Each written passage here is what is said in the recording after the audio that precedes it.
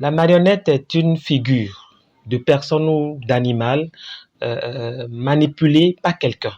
La personne peut être cachée comme la personne peut être vue.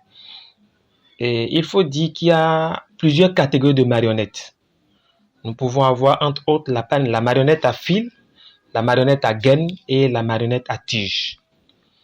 L'institution de la journée mondiale de la marionnette a pour objectif non seulement de fédérer les acteurs de la marionnette, les marionnettistes, au plan national, régional et international, mais également de promouvoir cet art-là, qui est un véritable outil d'éducation artistique, notamment au niveau des enfants.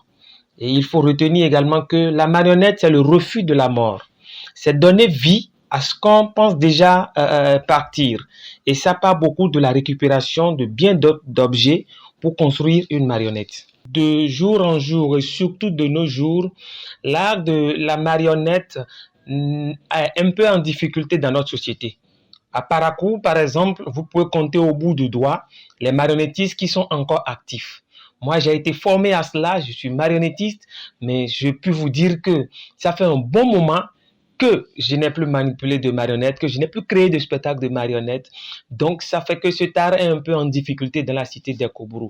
Mais je pense que dans les jours à venir, nous allons quand même nous mobiliser afin de redonner un nouveau souffle à cet art-là pour que la marionnette aille dans les écoles, sensibiliser les enfants, amener les enfants à savoir comment concevoir une marionnette, comment la manipuler et à raconter des histoires à travers la marionnette aux enfants. Ça les intéresse beaucoup.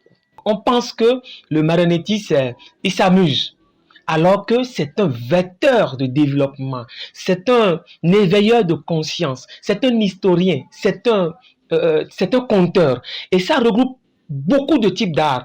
Vous voyez, il y a le théâtre de marionnettes, il y a le conte de marionnettes, il y a la danse, la chorégraphie de marionnettes.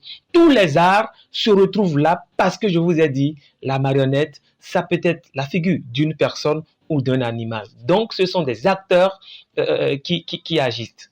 C'est dans le cœur de l'enfant qu'on bâtit les socles du développement, les socles de la paix, de la culture du dialogue, de la coexistence pacifique.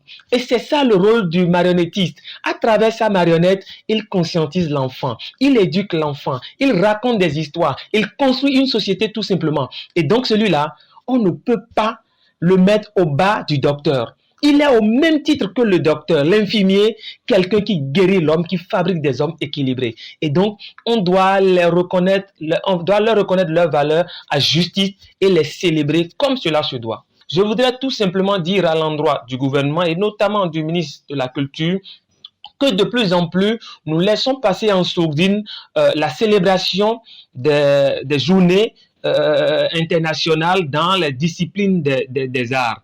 Ce n'est pas forcément bien parce que ça ne participe pas à l'éducation artistique à la base. Il faudrait que ces journées soient célébrées par les institutions qui ont acheté la culture au Bénin afin que le commun des mortels, tous les Béninois puissent savoir que tel art existe et continue d'être pratiqué dans notre société pour que rayonne davantage l'art béninois.